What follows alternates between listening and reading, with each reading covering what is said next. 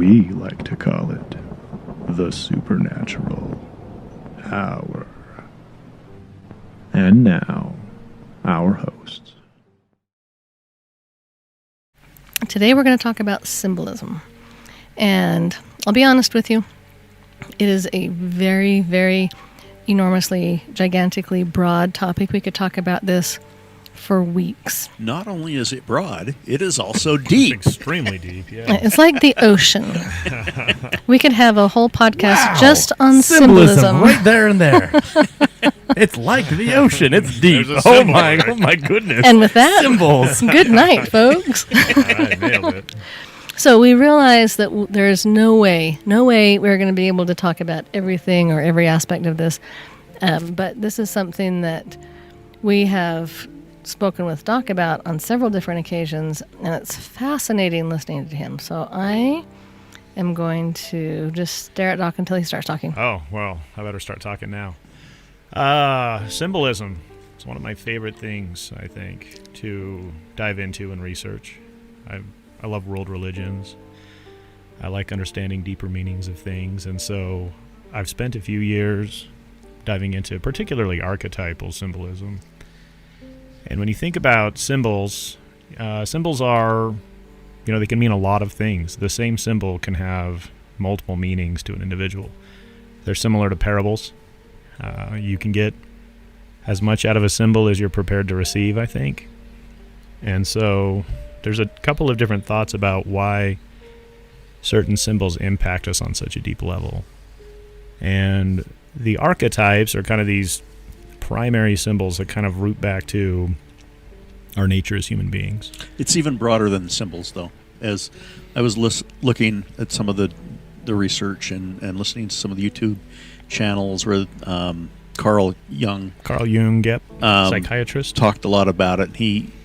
And I'm sure you'll get into this, but the depth of that, he goes, you can't really explain an archetype with a symbol. A symbol is the best representation of something, but it's deeper. But it's much, much deeper than that. Right. So the idea, Carl Jung kind of proposed this idea of what's known as the collective unconscious. And the idea behind that is that as human beings, there are almost learned behaviors, or we notice certain types of behaviors or certain types of patterns that are repeated over and over throughout society. And the idea is that some of these things carry on beyond our lifespan, that they're almost ingrained into our DNA, that they're ingrained into our species. Chad and I were talking a little bit about, like ducks knowing to swim. I think you gave an example about how there was a cat that was raising some ducks, which just seems like an interesting... Yeah, it was really interesting. And again, this gets down to what's innate and what is instinct for animals and us. And in this case, a cat whose instinct would be to kill a small bird or a duck, literally a baby duckling that was just hatched. And in this case, this cat had just had kittens. The owners didn't know about it. It had been out in the barnyard. But it saw these little ducklings that had just been born, that had been in the incubator. And it just took in these 3 little ducklings. And the ducklings were actually suckling on the cat.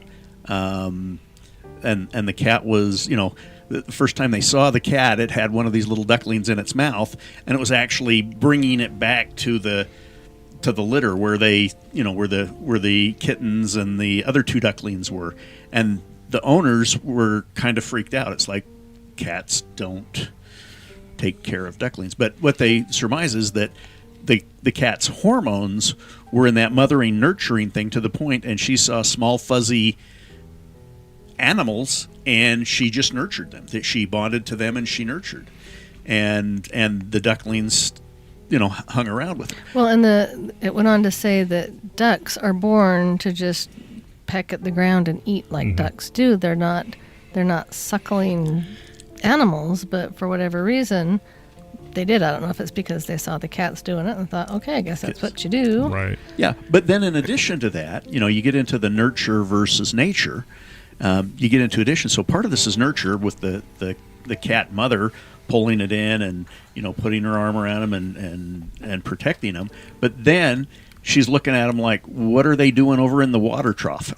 Right. Because cats don't go over into the water trough and swim around, and these brand new baby ducklings are out in the water trough. Right. They weren't coached. They weren't taught. They just knew to do that. It was just innate in their nature. And the way that the use of symbols, I think, as a culture or as a species, kind of harkens back to these deeper innate things with innate feelings within each and every one of us. And Carl Jung, he came up with 12 different archetypes, and I don't know that we'll go into all 12 of them. And Carl Jung was a contemporary of Sigmund Freud. Yeah, so They did that. He was in the late 1800s, and I think he died in about 1960s or late 50s.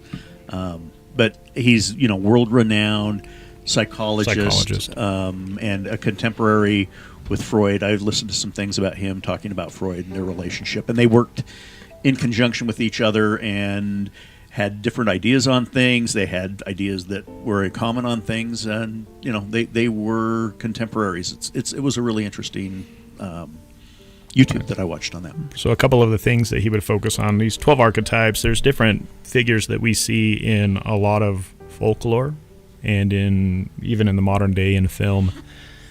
Symbols like the magician or the hero, or there's 12 of them. The damsel in distress, right? And you can look at Harry Potter, look at Lord of the Rings, look at all these things, and you'll find Star Wars. Look at Star Wars, and you'll see that almost all of them have very common symbols. You look at Star Wars, and you've got Obi-Wan Kenobi, who's kind of the wise old man. You go to the Lord of the Rings, and you've got Gandalf. These images are something that it's easy for us to accept because I think they're a deeper part of each of our being, and they represent literally parts of us and what we aspire to. He also focused a lot on dream symbolism as well, and that when we have dreams sometimes we'll wake up and go, well, that was weird, and I don't know what that meant. It's interesting about the dream symbolism. It's not a recurring dream per se, because the dream's a little different every time, but it has a recurring theme in it. And the theme is water. And there were times in my life where I just was going through a lot of stress and a lot of turmoil. And I didn't put these together until a little later. But when I was having stress and turmoil, there would be water in the dream. It's like I would go up the canyon and there'd be a little stream. And it was cute. But then it would turn into when you get runoff, that spring runoff where it's just churning and milky and frothy, and if you step in it, you're going to die. It's that kind, but I don't. I'm usually in, this pounding water, and it's terrifying, and I'm scared, but I live. And I got researching this because I thought, why am I always having these dreams? And it just said that water in your dreams means how you're feeling and how you're perceiving where you are in life. And it's like, oh yeah. And then once I was out of that, that stress in my life, I stopped having those dreams. And the interesting thing is, with everything going on in the world that just seems crazy, I actually had the same dream just a couple nights ago, but I wasn't in the water, just like the people of the world were in the water. So Right. It's like my own psyche is saying, wow, the world is just really struggling right now. And isn't that interesting that your subconscious mind is using symbols that maybe you weren't conscious to? And sometimes it takes a while for you to make that connection, but my interest in symbols, part of it started back when I was a teenager. I had a dream. Not this dream. I had not that dream. Oh, We're going to have... It wasn't the terror ride. No. That was a great dream that too. damn lagoon ride. That's another story. We'll go into that sometime. No, but this dream was, I was on a ladder climbing up some bright red rocks, like in southern Utah. And I just kept aspiring to get to the top of this big red rock face. And I kept going and going and going. And it was like the thing I wanted more than anything in my dream was to get to the top. And as soon as I reached the top and looked right over the edge of the cliff, there was a snake. And the snake, struck at me, and I fell back and fell off the ladder. And kind of weird that the first thing that happened was I woke up and went, whoa, my life is not about aspiring to power. If I try to aspire to power, I will fall. And, and I started looking into symbolism. I think about red being a very, color symbolism. It's a color of power. It's a color of, in some ways threat or aggression. Well, and even if, this is a little off the subject, but most restaurants paint it red because red creates hunger. Yeah, and it's just another... I thought that was orange. I think reds, oranges, yellows. Okay. Yeah. So warm colors. That kind of color palette. Got it. And so this kind of prompted my, my diving into dream symbolism and just symbolism in general. And it was so strange to me that I woke up and immediately knew what it meant. And, but I had to research, like, okay, I made, when I started looking through dream symbol books, it made even more sense to me. And I thought, wow, my subconscious mind was trying to tell me something. And if you learn what those symbols mean, I think you can get some deeper understanding out of it for sure. As far as symbolism, there's lots of types of symbolism, and that's why we can kind of take this wherever we want. There's color symbolism, there's number symbolism. We talked a little bit about the Jungian archetypes. We didn't go into much detail there. Even the signs of the zodiac. There's a lot of symbols that are in our everyday life. I mean, every business has a logo, right? Well, and I found it interesting. I found a little quote by Confucius, and he says, "Signs and symbols rule the world, not words or laws." Absolutely. Everything is symbolic. Even some of the things we do when we do residentials to, cleanse out spirits, we put down salt. It's entirely symbolic. And the homeowners will, and we don't make the homeowners ask, we usually explain while we're throwing salt all over their house. But we say, the purpose of this, it's symbolic. Salt is a pure substance, and negative entities can't cross pure substances, and it's all about intent, and it's all about symbolism, and by golly, it works. And sometimes in Hollywood, in the movie, when you see them doing the salt, they'll pour, an inch wide band, and it doesn't need to be that much. It's just, it's the intent and what you're coming up with, not, how much salt you're using. I think if you've got something super strong, I'd probably put gobs of salt, but we don't deal with anything that terrifying. But, even there, salt is a symbol. You see that in lots of different cultures. That's not, something that's just unique to one person. I mean, well, and even going back to salt, if you're into the scriptures, it talks about the salt that's lost its savor, and it's not talking about salt. It's symbolic for people. Exactly. We use sage and burning of incense, all of those things. If you go to like a Russian Orthodox church, for example, you'll see incense burning. There's lots of other churches where they burn incense. And, the symbol behind that is that you're taking prayers, things that are, here earthly on earth, and that smoke is supposed to be symbolic of the ascension of your intent or your prayer to heaven. And sending the prayer to heaven. Mm-hmm. Because you can't put a stamp on it. That's right. You can't just mail it to Jesus. I'd like this to go express. But there's a lot of biblical symbolism, and I wasn't sure. We can talk elemental symbolism if we want. We talked a little bit about this idea of smoke. I've got notes with. We're going to go everywhere. Oh, we're going to touch on everything just a little bit. Well, we can. It's a smorgasbord. Smorgasbord. Let's talk a little bit about elemental symbolism, just because it's easy, and I think it's something that people can really connect with. Your four main elements are earth, fire, water, and air, right? And they're divided into earth elements and, well, you can call them physical elements and spiritual elements, really. You look at water and earth, those are tangible things that you can fill a cup with, for example, and they tend to symbolize physical or earthly attributes. And then you look at air and you look at fire, and they're not really tangible. You can feel them, I guess, but you don't really hold them. It's not like you put them in a cup. You can't weigh them, kind of a thing. They are those intangibles. And it's that intangible aspect that people tend to attribute the spiritual qualities to those elements. Well, it's interesting because if you look into horoscopes at all, the horoscopes are divided into the elements. So, for example, I'm a Cancer, and Cancer's a water. Mm-hmm. I'm a Gemini. I'm air. I hate the wind too. It's so weird. Well, see, and with me, with water, there's parts about water that I absolutely love, but there's parts about water that I find terrifying. Mm-hmm. But, and I don't know if it's just the subconscious. I've heard my whole life, Cancer's a water sign. So I don't know if just my subconscious is like, water's my element. But I like water. It's dark, it's deep, it's cool. It doesn't talk at you. See, fire's crackly and would just be loud and noisy, and water's just, and it can be. You've been to Niagara Falls. It can be noisy. I was just going to say, it can be quiet and deep, or it can be noisy, depending on how it goes. But and some people listen to the waves crashing into the seashore when they go to bed. So I mean, it's talkative as well. But fire's never quiet. It's always crackle, crackle, crackle. Have you heard a candle?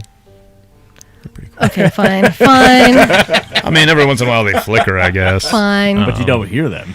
No, it's true. But what's interesting with a lot of this elemental symbolism is you see it a lot of places. You'll see this union of water and fire, kind of an idea, or earth and air. They're opposing elements, but somehow there's magic in bringing those two things together.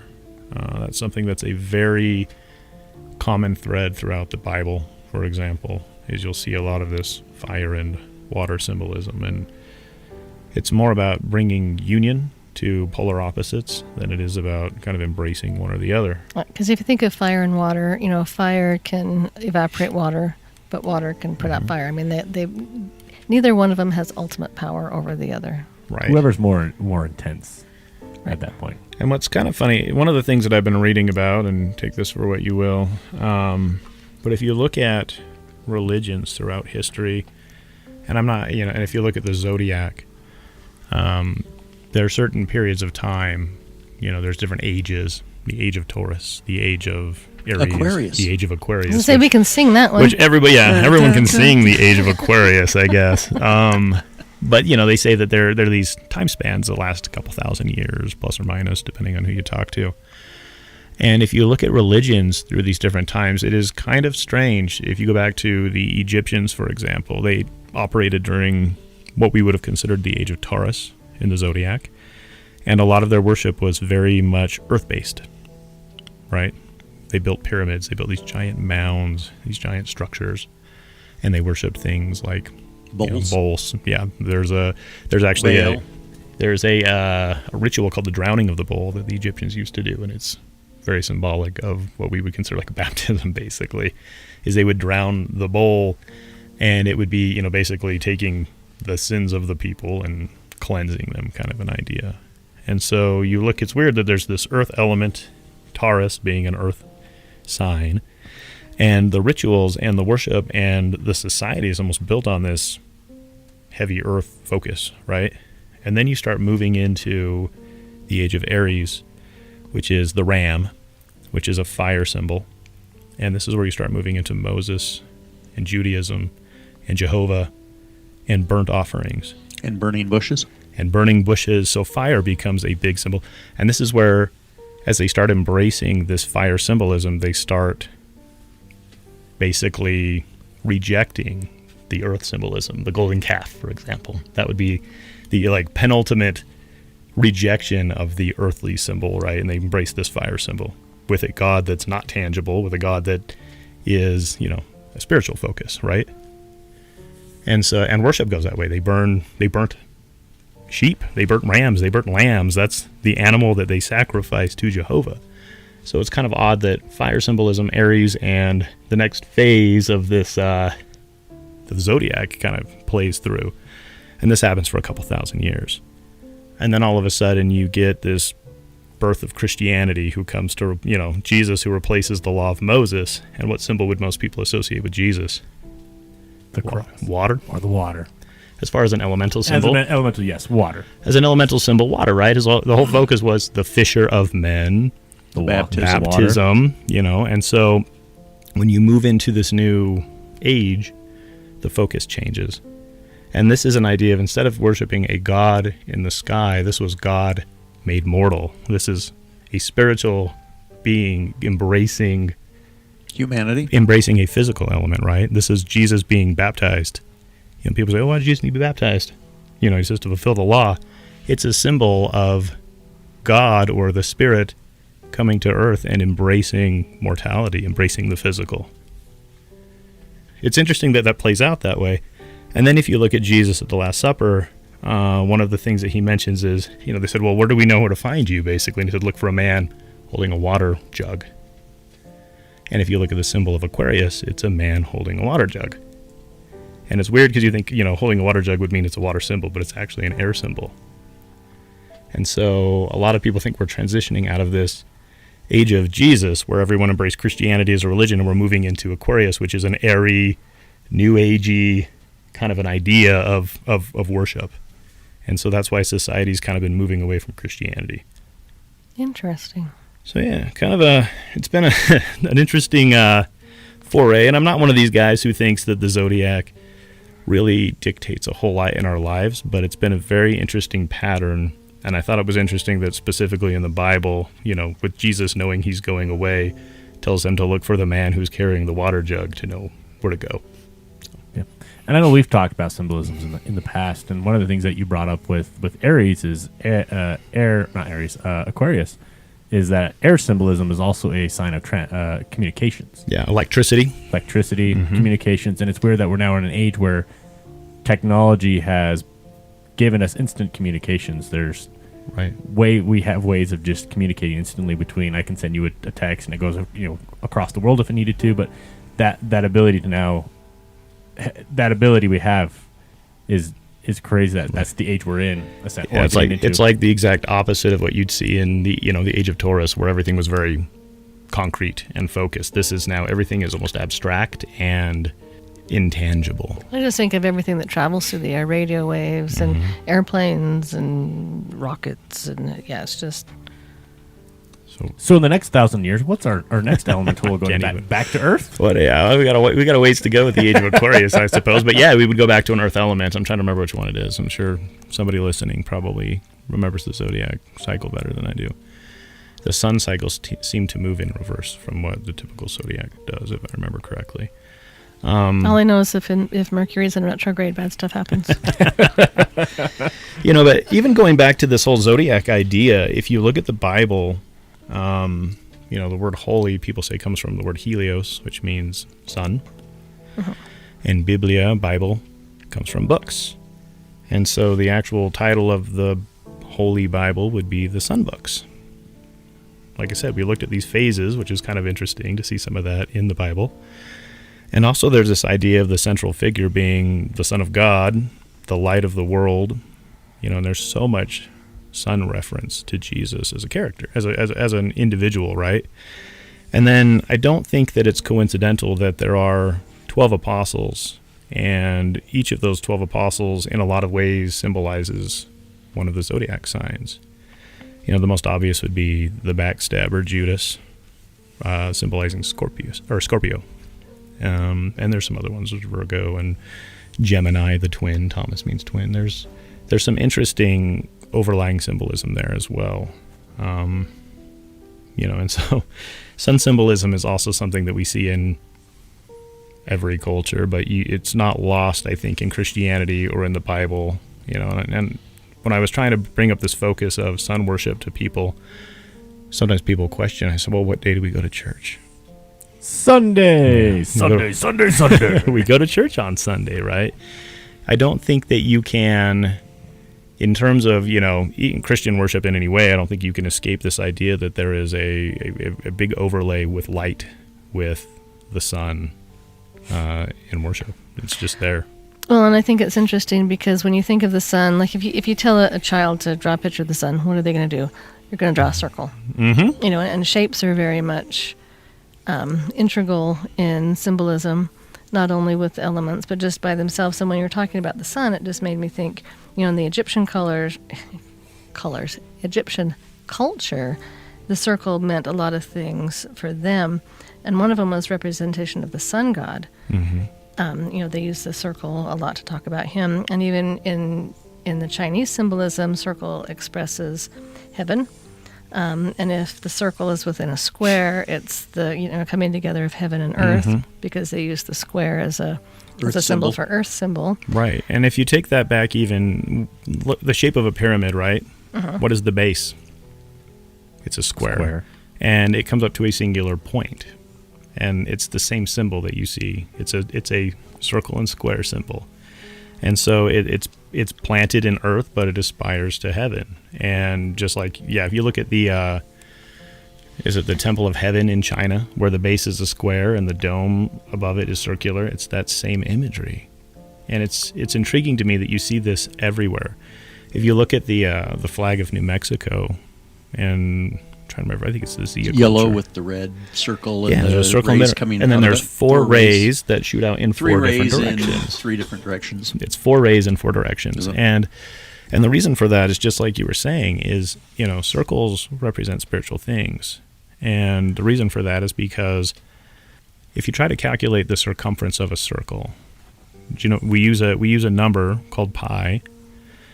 And what is pi? 3.14159, something like that.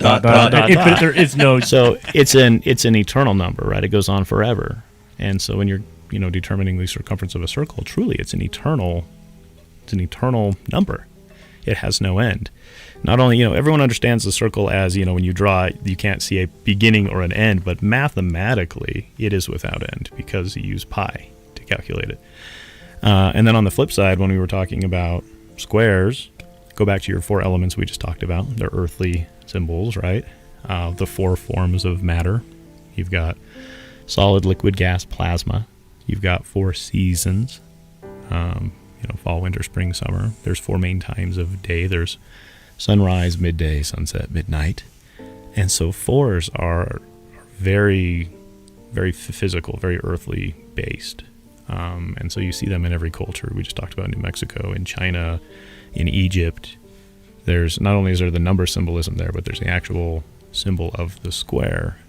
And the great thing about a square is it's very finite. You can determine the perimeter of a square. You can calculate it out very well. It's got 90-degree angles. And you can use any of the other angles to prove the other one is a 90-degree angle. And so it's the exact opposite of a circle. But the most interesting thing about it is, how many degrees are in a circle? 360. Right. And how many degrees are in a square? 360. Right, because it's 4 90-degree angles. And so even though they are very different in function, they are perfectly equal in degree. And, from a symbolic standpoint, what that tells you is, there's some importance. The physical and the spiritual are of equal importance. And to try to neglect one over the other, I think, is misguided. Rogue is just shaking her head. Such a deep topic. Interesting fact, what shape cannot fall on into itself? Ooh, I don't know. What's that? The circle. Oh. Every other shape can fall into itself, but the circle cannot.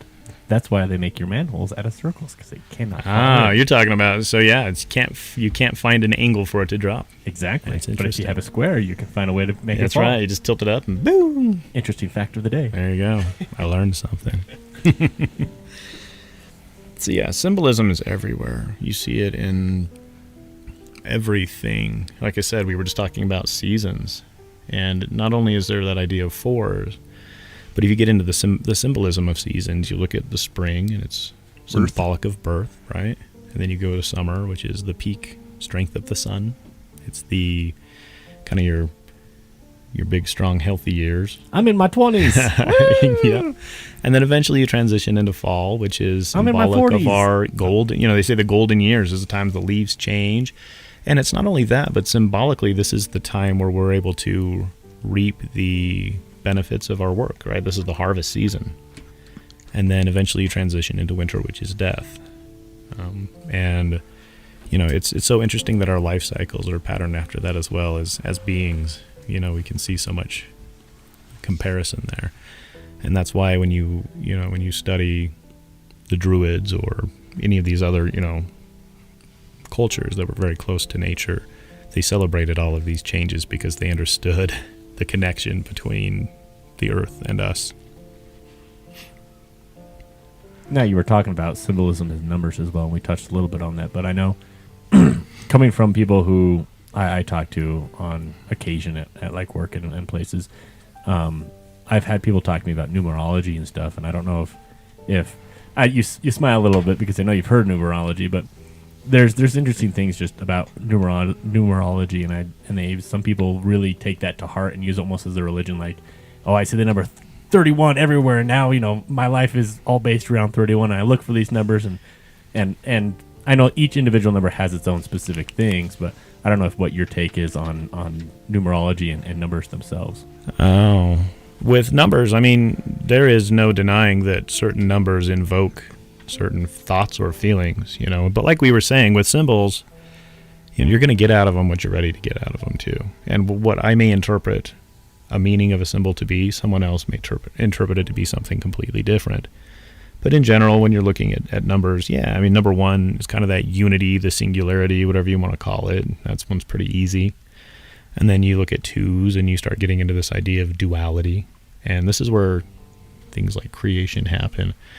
You look at the whole world is built off of opposites coming together. You got positive and negative charges, this night and day, light and dark, yin and yang, masculine and feminine, physical and spiritual, however you want to define it. And it's all the same thing. If you look at, in Western society, we're not very good at identifying these things because I think we're based on a lot of concrete thinking. And if you look at Eastern religions, they're a lot more abstract. And so I think they pick up the symbolism a little bit better. But it's the twos that lead to creation, right? It's the union of man and woman that creates something else. And when you talk about progression, I use the phrase that 1 + 1 = 3. And that's really what progression is. It's when you bring two things together and you make something else. And then that's where, people talk about 3 being a symbol of power. I also, in some of the things I was doing, is also the Trinity. And, in Christian cultures, the Godhead or the Trinity, and they talk about that. And I'll go a little further. I wanted to interject that as you go through it, because I've got a couple of others with a couple of numbers a little further on that I thought were interesting. Sure, go with the Trinity. Go ahead. No, you go. That's all I wanted to say because you've got more. Well, with threes and you talk about power. That's one of the things. But there's so many things that play into this as well. You look at the Trinity, the Godhood, God the Father, Christ the Son, Holy Ghost, and in a lot of ways this reflects mind, body, spirit, right? And those are things that make us who we are as well. Right. When I was, looking in symbolism and just kind of delving into the shapes, and it talked about the triangle, it mentions it represents a lot of things. Like you just said, mind, body, spirit, past, present, future, Father, Son, Holy Ghost. It can also do love, truth, wisdom, waxing, waning, full. I mean, there's so many things that we deal with that come in threes. Right, and and it's interesting because you go, well, why does the number 3 have such a big meaning? And yes, we talked about this triune nature that we have in a lot of aspects of ourselves, but also if you look at planar space, right, you can have a singular point with 1, you can have a single line with 2, with 2 points you can connect them with a single line. It's not until you have 3. It is the triangle is the smallest shape that creates dimension. Right, all of a sudden you've got axes, and creation can be built on those things. And if you take one leg away, you've got that 3-legged stool. Everything falls out. Falls down. Right, and so that's where 3s start coming in really big symbolically. Creation occurs in that triune space because you use the 2 to get to 3, and it's through 3 that we're able to build and create, and there's now dimension to what we are and to what we do. Maybe Chad will have something more to say here about the Trinity. I thought he was going to chime in, but he'll be back. He had to go to the guest speaker. Yeah, good. So interesting that you're talking about 3 with these things, because and one of the reasons why I bring this up is because I've also heard that number 7 means perfection, which is interesting that you mean you keep talking about 3 about creation, but it could also mean spiritual, a spiritual heavenly kind of thing, right? And then if you get to number 4, I'm going to guess here that 4 means physical, earthly. So to have perfection, you have to have 3 and 4, which would be spiritual and physical. Right. Create is completion, right? It's exactly what 7 tends to symbolize, because you go from the 3 is being able to, the capacity to create, 4 is being able to materialize things, basically. That's the elemental nature of things. Right. For 4, there's things like north, south, east, west, the seasons. When it comes to the cosmic elements, sun, moon, planet, stars, human life, birth, childhood, adulthood, death, just like we talked about earlier, the elements, fire, earth, air, water. I mean, a lot of things come in fours as well. Mm-hmm. And like we were saying, it's that union. It's the mind, body, spirit connection that allows for physical creation into things, and that's where you look at all those. That 4 symbolism plays in. And then 5, you just keep going. We'll talk about pentacles if you want, the star, or whatever symbol you want to use. Even the human body is kind of a symbol of 5. You've got the round head that symbolizes the spirit, and then you've got your 4 limbs based on your somewhat square trunk, I suppose. What's the name of that? I have a square trunk. What's the name of that man that you see it in medical with his arms and legs? Leonardo da Vinci's Vitruvian Man. Yes, I knew it had a name. Yeah, and what's interesting about that is, so we talked about the head being kind of the spirit, and then the limbs being the physical, and it's that union of that makes mankind, right? It's that union of the spirit with the body. And when you look at the Vitruvian Man, everyone remembers, the figure with the arms and legs, whatever, sticking out, and they remember the circle around it, but very few people realize there's also a square. And so next time you look at Leonardo da Vinci's Vitruvian Man, take a closer look, and you'll see that there's also a square there, and that was not accidental. Leonardo da Vinci, he grasped a lot of these concepts, I think, as well. And they're symbols that are also frequently seen in alchemy. So you can kind of see that there's this connection of, hey, we have a spiritual self, we have a circle, but we also have a physical self, which is our square. And then our dimensions, he kind of lays out in that symbol of the Vitruvian Man. Right, and I read a little thing that says if you want to see alchemy symbols, go look at old headstones. Oh, because yeah. they used a ton of them on the old headstones to mean a variety of things. Yeah, and and there's a ton of things you'll see in alchemy, or you'll see in Freemasonry, or whatever, particularly. Harry Potter. Yeah, I was gonna go with Fifth Element, but or the Fifth Element. But there's some great symbolism. If you look at one of the things that I talk with people sometimes about these circles and squares, and you go, okay, well, let's talk about the tools that we make circles and squares with. And, an architect uses a compass to make a perfect circle. And I'm not talking like a compass, like a navigating compass. It's the pointy compass that you put on the ground, and, you put on the paper and you spin it around an axis, and it creates a circle. And they'll use an architect's square to make perfect 90-degree angles. And you'll see that symbolism in lots of places. It's a huge Masonic symbol. You see it in Masonry. There's some ancient Chinese symbolism that you'll see it in. You'll see it in alchemy with a symbol known as rebus, which is it's a hermaphroditic symbol. It's a union of man and woman. And if you look on the man's side, he's holding a compass. If you look on the woman's side, she's holding a square. And you can see it in Harry Potter with the triangle, the circle, and the square with a line in the middle. It all ties together, Yes. And so those are symbols to kind of look for, but you'll see them in lots of cultures. It's not something that's unique even to Freemasonry. You'll see it in, ancient Chinese, and like we were talking about, even in Native American symbolism, we've got circles and squares everywhere. And so as we've discussed, there are tons of different symbols. I mean, we talked, there's color symbolism as well, talk about white meaning purity, or we talked a little bit about red being passion is kind of the big thing there. Green being fertility, and when you look at green lights, it gives you the okay to proceed, and red is that warning to stop. And yellow means go like hell. Go like hell. Yellow, doesn't mean yellow. It means go like hell in this place. My 4-year-old told me that on the way back from tumbling the other day. Green means go, red means stop, and yellow means go fast. Go fast, yeah. No, doesn't mean slow anymore. But you'll see these symbols everywhere, and I think the more you start, you'll notice them more and more. And we communicate through symbols. Our flags are symbols. Business logos are symbols. Emojis are yeah. In fact, as we're no longer using words, which are also symbols.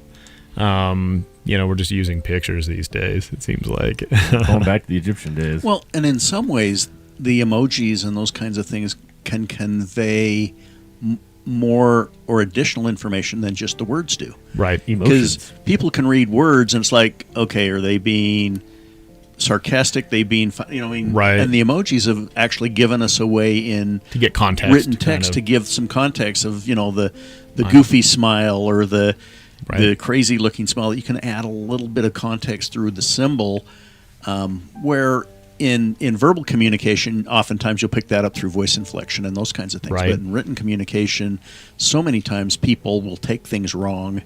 And I really think the emojis have helped a lot of people communicate better. Yeah, not run into trouble saying things and be able to let people know it's a joke or whatever. But I think our society is embracing that a lot more. I think we, in a lot of ways, have lost deeper meanings to certain symbols. But the more you study and the more you see, the more you realize that almost everything is symbolic. I don't want to become a conspiracy theorist here, but I feel like you'll find symbolism in everything. Holidays are Lots of crazy. So we holidays. talked about Yule a little while back and all the symbols there too. But every holiday symbolizes some transition throughout the year generally. And we touched a little bit on that when we talked about kind of some of the pagan stuff several episodes ago, back in September-ish, October-ish. Yeah, Halloween and Yule and how there's symbolism for all of those things. But there's a lot more, I think, with symbolism. If you're interested in hearing more, we can do more segments and talk about specifically number symbolism, color symbolism. Comment on our characters, on our pages, and let us know if that's something you'd be interested in hearing more on. We could maybe do some shorter segments and add a little segment on symbolism. Yeah, this one was a little broad, maybe a little sporadic. We were kind of pulling from a bunch of different areas, but we can do some focus segments too. Like we said, this is a smorgasbord where get a little bit of this and a little bit of that. And It's like, hey, this will be an awesome topic. And then as we're researching it, I was like, oh. it is an awesome topic. It's just huge. There's a lot. But we're Very going to be huge. talking for 87 hours. It's a big topic. Yeah, very much so.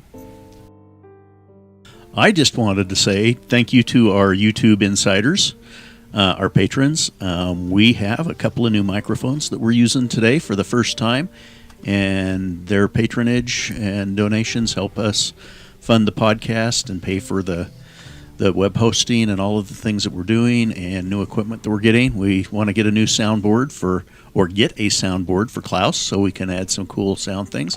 It's one of the things that we're looking for to make our podcasts even more interesting. But we have used that money for a couple of really nice new studio microphones, and we've got everybody updated to using the same microphones now. these are nice microphones. Thank you. They're pretty snazzy. And last, get your Supernatural Hour swag at advancedparanormal.com. We've got shirts, mugs, stickers. Tapestries. Always tapestries. I only say that because there's a new tapestry behind Chad here that says Advanced Paranormal Services. Yeah. So now we got two tapestries in our attic of despair. We have two. Two tapestries. And you know what? Feeling cute up here. We're feeling good. Feeling cute. Might podcast later. And I'm sorry, but saying tapestry just is fun. It's not a word that gets used often. Let's be honest. It makes you feel. Let's bring tapestry back. We use it every single session. Yes, we use it, but more people should use tapestry. If you don't hear us say tapestry, it's imposters. That's right. That's the stamp. That's how you know. Super sus. And Rogue has just bought some awesome new magnets for our Wispsmobile. Oh, We have a Wispsmobile? Raven bought them. Oh, Raven bought them. Sorry, Rogue. I was like, wow. Oh, we meant you're going to buy them. Thank you. Yeah, and again, thank you, patrons, for that. That's helping pay for those things. It's Supernatural Hour and Advanced Paranormal. We're going to be involved in some parades and some things, and we will be able to display those magnets proudly With our on our vehicle. Fancy car magnets. Fancy car magnets. Or all sorts of fancy, or tapestries and our Fancy. magnets. It'll be fun. You better have your tapestries hanging on the back of those vehicles as well. All right. Well, also, we have our own shop at advancedparanormal.com where you can find sage spray. We just got our lip balm in. We've got some cleansing kits. So check out the shop again at advancedparanormal.com. Just hit the shop tab. And then my new job is TikTok. So advanced.paranormal, go find our TikToks. We put stuff up there fairly regularly. It's fun. And it's been fun to see Rogue putting some of the Facebook Live things up. So go out and look at those. Yeah, it's fun trying to get out there and trying to interact with everybody. And then just some of Friends of Wisps. We've got the Barbary Coast, where we talked about earlier. If you want a really good pretzel, drizzled with caramel and chocolate and stuffed with cream cheese, very low calorie, go have one. And Dalton's and Oteo's restaurants, fabulous food. Castle's Nature Studio. He is also branched out from doing just nature to portraits. So if you need someone to take your photo, give him a shout. Boar Off-Road Backcountry Off-Road Adventure Rally. They've got as long a name as we do. Holy cow. That's why you guys are such good friends. If you like to get into some jeeping and some off-roading, they're a great group, and they, And like service we projects. said before, they love the service projects. And then Utah Freeze Dried for pets. Utah Freeze Dried for Pets / Rescue Pets Bathhouse, because we're a long name too. So many long names. I know, right? I think that's an episode. Yep. Stay spooky, my haunty friends. I love you, Nicholas. Good night. Have a good one. Hey, good night. You've been listening to the Supernatural Hour at AdvancedParanormal.com. The Supernatural Hour is part of the Radio Ronin network, found at RadioRonin.com. Copyright 2021 by Advanced Paranormal Services.